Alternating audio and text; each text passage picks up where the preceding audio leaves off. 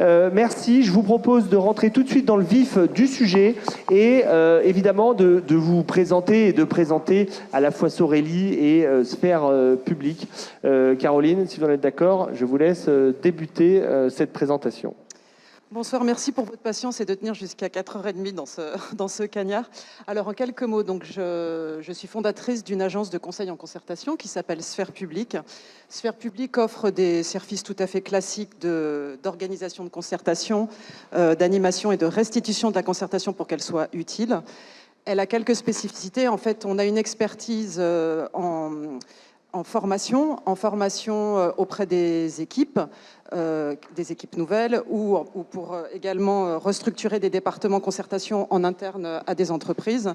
Une autre spécificité est une connaissance fine des acteurs territoriaux, qu'ils soient politiques, le monde associatif, les syndicats. Voilà. Et la troisième spécificité, eh bien, c'est une expertise dans la concertation obligatoire, dans la concertation réglementaire. Voilà, je crois que j'en ai dit assez. Merci beaucoup. Romain Bayard. Bonjour à toutes et tous. Merci également d'être encore là parmi nous. Donc moi, je suis Romain Bayard. Je travaille pour Sorélie. Sorélie, qui est une société d'économie mixte portée majoritairement par la ville de Lille et la métropole européenne de Lille. Donc on réalise plusieurs concessions d'aménagement sur le territoire lillois, mais on est également constructeur pour notre propre compte ou pour les collectivités. Et on peut également être gestionnaire, notamment de parking.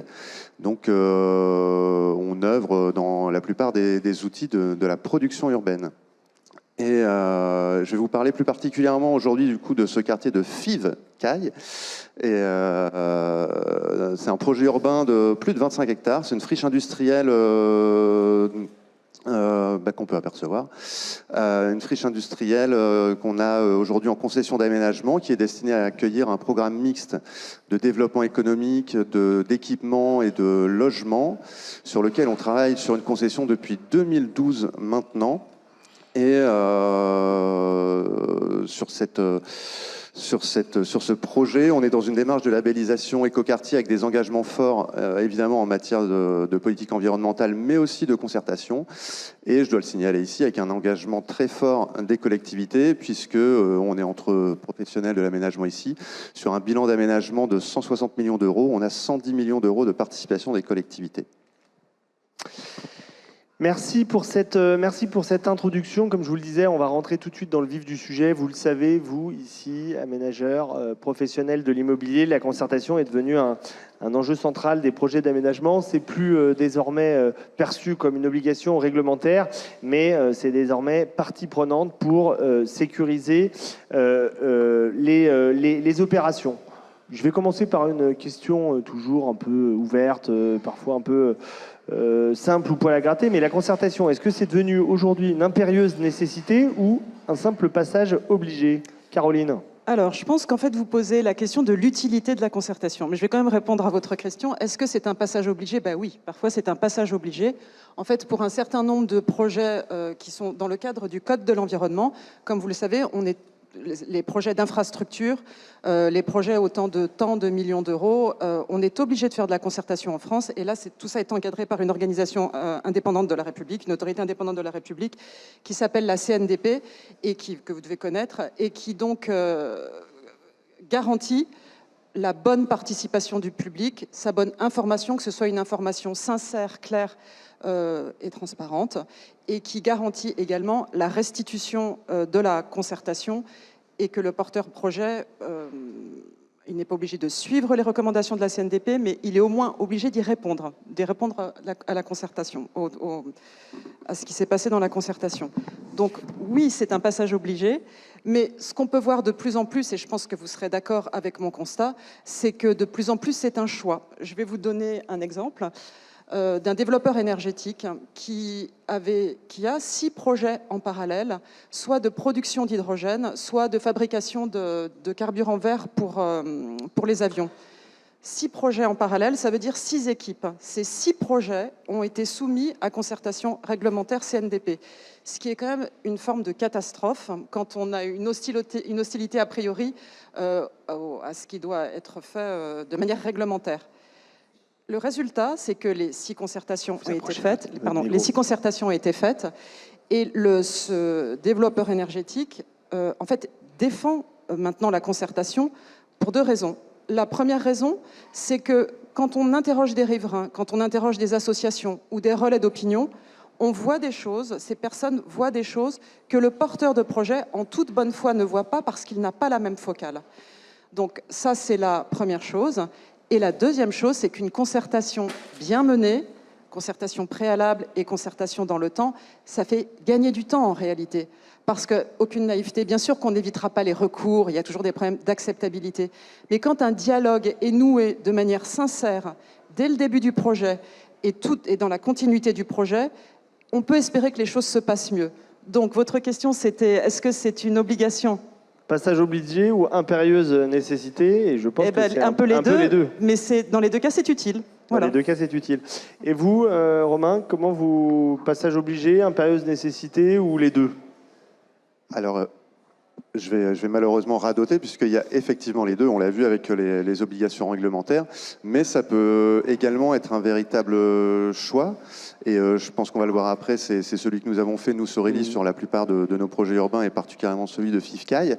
Mais je voudrais aussi, pour ceux qui sont là depuis le début de l'après-midi, indiquer que notre atelier rentre parfaitement en résonance avec le premier atelier, notamment sur les usages.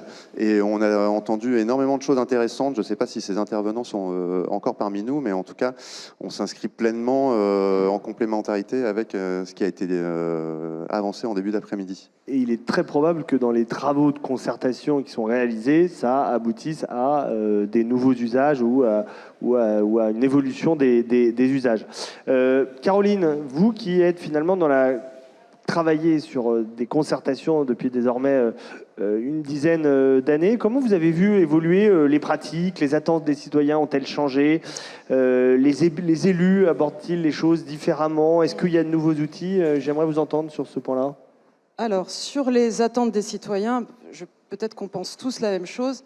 On est dans une démocratie qui ne va pas très bien, mais il y a néanmoins une volonté, sans doute, peut-être de participer, mais surtout que ce que disent les gens soit pris en compte. En fait, une concertation, pour qu'elle soit utile, il faut qu'il y ait une réponse, il faut que ce soit pris en compte. Alors, une nouvelle fois, pas de naïveté, on ne promet pas n'importe quoi. Mais au moins que ça aide à faire évoluer un projet. Donc peut-être qu'il y a une attente supplémentaire parce que la vie démocratique fonctionne moins bien, il faudrait trouver des moyens de la faire fonctionner autrement. Donc on peut dire d'abord ça. Sur la position des élus, j'ai envie de répondre à votre question par famille politique. Quand on a des villes qui ont des majorités vertes, la démocratie citoyenne, la vie locale, c'est pas du tout du greenwashing, c'est un vrai projet, un vrai projet de la mandature. C'est vraiment faire de la politique autrement. Et puis, quand on va...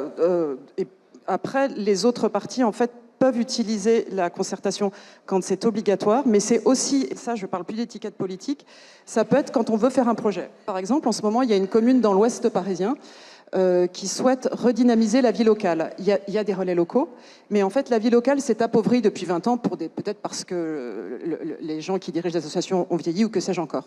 Peu importe. Il y a cette vie locale qui est appauvrie et en même temps, en début de mandature, cette ville veut créer une maison de la transition écologique. Elle veut que ce soit utile à l'ensemble des citoyens. Et cette ville de l'ouest parisien a donc décidé d'organiser une concertation avec tous ces relais locaux dans 2 buts. D'une part, revitaliser la vie locale et d'autre part, faire en sorte que cette maison de la transition écologique réponde à des besoins pour faire venir les habitants, les enfants, les adolescents, les personnes qui travaillent et les personnes à la retraite. Et pardon, mais comme vous l'avez évoqué, et que vous avez évoqué la place des élus, est-ce que finalement, depuis 10 ans, la concertation, elle est de plus en plus utilisée et c'est un outil démocratique, ou au contraire, depuis 10 ans, finalement, la concertation peut faire peur. Et donc, les élus s'en méfier. Bon, c'est compliqué de répondre par des généralités. Quand on est élu, on souhaite garder le lien avec la population en vue des prochaines échéances et pour faire avancer les projets. Donc, avoir peur d'une concertation, ça me semble antinomique avec un rôle politique. Eh ben, c'est une réponse très claire.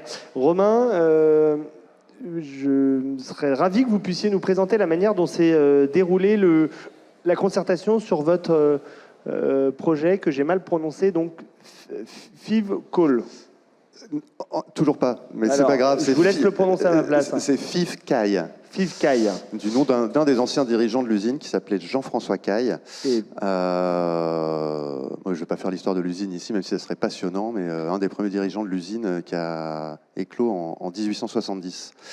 Je vais témoigner, ça reste évidemment cohérent et je m'inscris pleinement dans les propos de Caroline, notamment dans la durée et le fait d'aller à la rencontre le plus souvent possible, j'ai envie de dire, des citoyens, des habitants, des riverains.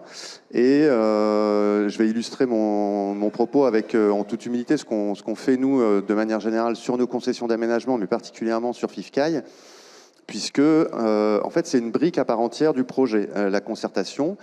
Et ça demande, évidemment, je ne vais pas le nier, beaucoup de temps et d'investissement. Chez nous, en fait, c'est non pas un poste, mais une partie d'un poste. La responsable de la communication et de la concertation chez Sorélie travaille, j'allais dire en permanence, vous l'aurez compris, pas à 100%, mais sur ces sujets.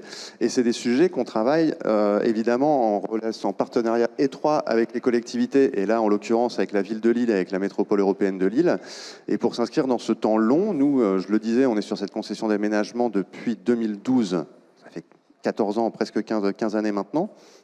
Et rapidement, en fait, on a sorti des journaux, de la signalisation, des flyers, des infos chantiers, des réunions publiques, évidemment. Et ensuite, on a atterri, si j'ose dire, donc 2012-2017, une première série d'actes, ou en tout cas d'intentions déjà d'informer, de faire participer, et puis 2017, de concerter, enfin de coécrire ensemble avec un premier cycle de concertation tel qu'on l'entend entre nous à part entière, puisque là, on a vraiment recueilli la parole des habitants pendant plusieurs mois pour aboutir, et on l'a entendu dans le premier atelier, à une préfiguration du site qui a, elle, duré de 2017 à 2020, dans laquelle on a retrouvé, je pense que c'est illustré dans les photos qui défilent, on a retrouvé justement cette fameuse préfiguration avec notre food court, la cuisine commune portée par le CCAS de la ville de Lille, des potagers communs, des bacs de compost, et j'en passe et des meilleurs. Et ça, c'était un cycle de concertation, 2017. Et toujours sur le long terme, toujours dans la durée, entre ces cycles, le journal du projet, différents outils mis à disposition que je viens d'énoncer, pour atterrir en 2023 à un nouveau cycle de concertation, ici sur un futur équipement qui est le futur parc de FIVCAI, qui fait un peu plus de 5 hectares, ce qui, à l'échelle de la ville de Lille, est assez énorme. Si j'exclus, pour les nordistes qui connaissent Lille, si j'exclus la citadelle de Lille, c'est le deuxième ou troisième parc de Lille en termes de surface. Et là, on a travaillé vraiment à développer plusieurs outils. On a parlé aussi des outils tout à l'heure. Désolé pour vous si ça fait redondant, mais je pense que ça fait du bien d'imprimer, ou j'enfonce le clou en tout cas, si cela s'avérait nécessaire. Mais on a développé à partir de 2023 à 2025, donc nouveau cycle de concertation, on a développé plusieurs outils. Pour ça, on s'est adjoint les services d'un atelier spécialisé en urbanisme collaboratif que je cite ici, je leur fais de la publicité aussi, mais pas qu'à Sphère Publique, mais également à l'atelier POA, qui nous a accompagnés, et on a élaboré justement toute une démarche, toute une stratégie pour essayer de toucher tous les publics. On l'a effleuré tout à l'heure aussi dans l'atelier sur le fait, mais qui on touche, qui va nous parler, comment on recueille la parole. Et là, on s'est dirigé vers 8 ateliers avec du jeune public, que ce soit école primaire, collège, lycée, centres sociaux, conseil municipal des jeunes, pour partir ensuite. Donc c'est un processus, je n'ai pas précisé, mais qui a duré quasiment 8 mois. Hein. Donc là, on a ces 8 ateliers avec le jeune public. On a ensuite 7 permanences dans l'espace public, sorties de métro, marché, square, quasiment, j'aurai peut-être d'autres exemples, d'autres anecdotes après, démarchage spontané dans la rue. Un questionnaire en ligne à l'échelle métropolitaine, puisque notre parc se veut métropolitain, pour ensuite aboutir, je vois que vous regardez l'heure, j'accélère un peu. Non, mais ça va, on est dans les temps. Pour aboutir aussi à 4 ateliers thématiques où là, on a les ateliers plus classiques. Mais ce que je voulais mettre en valeur, et on aura certainement l'occasion d'y revenir, c'est cette diversité, justement, des outils qui me semble intéressante. Caroline, vous vouliez rebondir avant... Oui, je veux rebondir sur ce que vous venez de dire parce que c'est extrêmement intéressant, à la fois sur la concertation dans le temps long. Et là, effectivement, moi aussi, je pense à l'atelier sur les usages. Une concertation, pour qu'elle soit réussie, il faut qu'elle dure sur le temps long et qu'elle ne soit pas interrompue. Et je pense que c'est exactement ce que vous venez de dire. Sur les outils, je crois que vous m'avez posé la question tout à l'heure, mais je n'y ai pas répondu. Alors, sur les outils, vous avez évoqué beaucoup d'outils. D'abord, la réunion publique, qui est l'outil le plus classique, qu'on fait généralement en début et en fin de concertation. On sait que la réunion publique sert à exposer le projet et qu'elle permet aux acteurs, aux relais d'opinion, de venir affirmer ce qu'ils sont. C'est ça le rôle des réunions publiques. Ensuite, vous avez parlé des ateliers. Ça, c'est extrêmement intéressant. Vous avez notamment parlé des ateliers dans les lycées. Alors, c'est intéressant à différentes échelles. D'une part, parce que ça fait travailler les jeunes. D'autre part, parce que, comme vous savez, ensuite, ils rentrent chez eux et ça permet de parler autour de la table de la concertation. Et en fait, ce qui compte quand on veut faire du débat public, c'est les moments qui sont libres et qu'en fait, on avance des idées, on mature des idées, typiquement au cours d'un repas ou lorsqu'on se balade. Et un atelier dans un lycée, quand après les enfants et les adolescents rentrent chez eux, ils parlent avec leurs parents et c'est typiquement comme ça qu'en fait on mature un projet. Donc les ateliers, c'est quelque chose de très intéressant. Vous avez parlé d'autres modalités, il y a ce qu'on appelle dans le jargon aller vers, c'est ce que vous avez dit, à la sortie du métro, devant les marchés, on met un barnum, et là ça permet de toucher des personnes qui ne peuvent pas aller ni à des réunions publiques parce qu'elles travaillent, parce qu'elles ont des enfants, parce qu'elles habitent loin, parce qu'elles n'ont pas de voiture, etc., etc. Et puis de recueillir, en fait, ce sont les informations les plus précieuses parce que ce sont des personnes qui sinon n'oseraient pas parler. Et voilà, et ça, il faut vraiment soigner. Donc il y a toutes ces modalités aller vers. Et puis je voudrais aussi compléter en disant qu'il y a des modes dans la concertation. La mode qui peut-être est un tout petit peu en train de passer, pas complètement, c'est les mini-publics, les conventions citoyennes. Depuis 10 ans, il y a eu beaucoup de conventions citoyennes. On pense à celle organisée par le CESE, la première, la convention citoyenne sur le climat, il y a eu sur la fin de vie. C'est ce qu'on appelle des mini-publics. Il y a des jurys citoyens. Là, j'ai plus d'autres noms en tête. En fait, là, il y a peut-être des nouvelles modes qui émergent. Il y a les procès fictifs.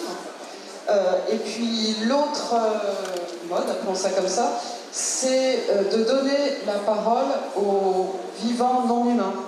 Je suis un fleuve, le projet que vous allez faire risque de me polluer, j'ai le droit de parler. Je suis un fleuve, j'ai le droit de parler. Je suis une hirondelle, vous allez m'enlever mon habitat et en fait il n'y aura plus d'hirondelles et vous les humains vous allez en souffrir, j'ai le droit de parler. Ça c'est vraiment quelque chose qui émerge dans le champ de la concertation. Merci, parce qu'en plus vous avez anticipé des questions que j'allais vous poser. Il en reste une dernière. Vous avez évoqué les conditions de la réussite, le temps, les outils, le dialogue. Est-ce que vous avez identifié les raisons de certains échecs? Qu'est-ce qu'il faut éviter dans la concertation? Allez, c'est pour vous, Caroline, mais je vous la poserai sur votre projet. Vous, c'est plutôt en général. Qu'est-ce qui, dans les différents projets que vous avez vus ces dernières années, qu'est-ce qui a été un échec et pourquoi? Alors, numéro 1, l'information. L'information sincère. Quand on n'informe pas bien, mais on le sait tous, quand on n'est pas informé, il n'y a rien de plus désagréable qu'avoir l'impression que les choses se passent dans votre dos. Et ça, donc l'information, ça peut être des choses très basiques. Un exemple concret. Un projet souterrain d'infrastructure qui doit se préparer. On est au moment de la préparation de la concertation préalable. L'entreprise doit faire des forages. Mais des forages pour voir la nature du sol, en fait, pour voir comment il faudra creuser. La boîte qui a fait les forages s'est trompée, elle n'a pas mis le bon panneau. Elle n'a pas mis forage pour le projet, elle a mis un panneau de GRDF, comme s'il y avait des conduites de gaz. Immédiatement, ça a été relayé comme ce porteur de projet n'est pas sincère, la preuve, et donc le panneau est pris en photo. Donc l'information sincère, claire, dans des projets techniques ou très complexes comme dans le monde de l'aménagement, il faut vraiment avoir une importance fondamentale à dire les choses de manière simple sans trahir la réalité et que ce soit compréhensible de tous. Voilà. La première chose, c'est l'information. La deuxième chose, c'est la continuité. Là où on a parlé déjà d'être sur le temps long, ne pas apparaître 2 mois pendant la concertation préalable lorsqu'elle est obligatoire, et puis disparaître. On n'entend plus parler de vous pendant 4 ans, ça vaut mieux pas, je pense. Voilà. Ensuite, qu'est-ce qui peut faire rater une concertation?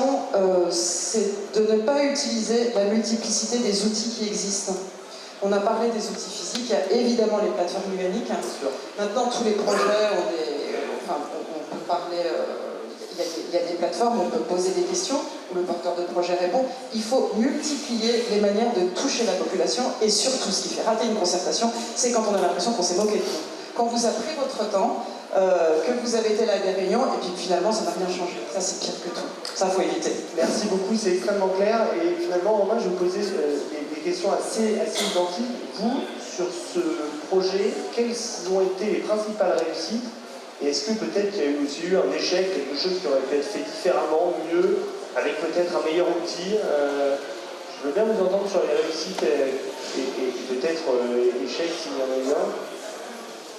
Alors, comment je peux faire les échecs ou les difficultés, parce que les difficultés, échecs, non, mais l'échec, c'est pas que je veux éviter le sujet, c'est que c'est difficile à mesurer, parce que ce qu'on pourrait considérer comme un échec, c'est des riverains mécontents, et on l'a vu, qui génèrent du conflit, et c'est comment désamorcer ça, et du coup, quelles difficultés ou quelles contraintes on a. Et moi j'en vois principalement 2, et la plus évidente, on n'arrête pas d'en parler, c'est le calendrier. Le calendrier, là sur le dernier cycle de concertation que j'évoquais sur les futurs usages du parc, en fait au moment, le cycle même, première réunion publique, puis l'ensemble de ces ateliers que je viens de vous évoquer, qui durent 8 mois, jusqu'au démarrage du chantier, on est déjà là à entre 18 et 24 mois. Le fameux parc, dont je parle depuis tout à l'heure, depuis quelques instants, lui, c'est 1 an et demi, voire 2 ans de travaux. Donc en fait, on va récolter la matière, démarrage du chantier 2 ans, aboutissement 4 ans. Et ça, je pense, en toute humilité, c'est pas parce qu'on est mauvais, hein, c'est juste, vous savez comme moi que une fois qu'on a récolté la matière, c'est le maître d'œuvre, le paysagiste, en l'occurrence, le groupement mené par l'atelier Jacqueline Hosti, associé avec qui on travaille sur la conception du parc, qui élabore un AVP sur la base du matériau qu'on a récolté. On travaille avec les collectivités, il y a des allers-retours évidemment pour aboutir à un projet qui est validé par les collectivités. Ensuite, nous en plus on est dans le cadre de la commande publique, il y a les appels d'offres réglementaires, etc. La mise en route des entreprises. Donc premier écueil, première difficulté qui peut aboutir à un échec, selon moi, c'est le calendrier. Et réussite. Et donc, alors je veux même bien donner une deuxième difficulté, où je ne sais pas si c'est un échec, mais en tout cas une frustration, telle que moi je l'ai perçue sur ce dernier dispositif, c'est le périmètre. Quand je parle du périmètre, c'est en fait on a laissé, j'allais dire presque en plaisantant, on a ouvert la boîte de Pandore, on a reçu énormément de gens, on a reçu énormément de contributions, et vous l'avez vu, là, l'objet de cette consultation, elle était censée se limiter à ce fameux parc. Or, on a reçu, alors je vais le dire après parce qu'on a reçu énormément de bienveillance et d'enthousiasme, j'ai envie d'en parler aussi, mais on a reçu aussi des questions et parfois même des remontrances, si j'ose dire, sur des sujets qui étaient beaucoup plus éloignés du périmètre. Des questions de développement économique à l'échelle de l'agglomération, des questions de circulation à l'échelle du quartier qui sont tout à fait légitimes, on est d'accord, mais qui ne trouvaient pas leur place dans le dispositif. Et donc, sur la question du périmètre, j'ai envie de dire qu'il faut savoir cerner et bien maîtriser le périmètre de ce sur quoi on veut aller voir les habitants. Et si j'ai 2 minutes pour parler quand même de... Bien sûr, vous avez 2 minutes, on est dans le timing, on approche de la fin, on est dans le... Je vous laisserai rebondir parce qu'en plus on veut que ce soit interactif. Non, ce qui m'a marqué, c'est l'enthousiasme des gens. Et alors je le dis, et je le disais en aparté à Caroline, moi j'arrive sur un projet où j'ai un parc, une piscine, un gymnase. Donc bon, déjà, c'est plutôt positif pour aller voir les gens avec ça. Mais aussi pour parler plus dans le concret et sur la méthode, c'est cette mixité des outils qu'on a mis en place. Et moi, j'ai vraiment le sentiment, j'ai vraiment pas vu les mêmes personnes. Et vous avez déjà mené des processus de concertation, vous le savez comme moi, j'enfonce des portes ouvertes, mais j'ai pas vu les mêmes personnes à la sortie du métro que dans nos ateliers sur inscription, que les personnes jeunes publics que j'ai rencontrés. Et en fait, tout ça, ça a donné un matériau très différent, très divers aux paysagistes pour qu'ils nous donnent un parc qui, je l'espère, va répondre à l'ensemble des besoins ou à l'ensemble des envies des riverains. Aurélie, vous vouliez réagir? Oui, je voulais dire qu'on est complètement en raccord, puisque ce que j'ai oublié de dire tout à l'heure, c'était la question du périmètre. Effectivement, on ne reçoit pas la même chose si on fait dans la concertation réglementaire. Le périmètre, c'est 3 km autour du projet. Là, c'est les riverains. Et en revanche, si on élargit la focale, bien sûr que les sujets abordés ne sont pas les mêmes. Je voulais juste dire ça. Eh bien, merci.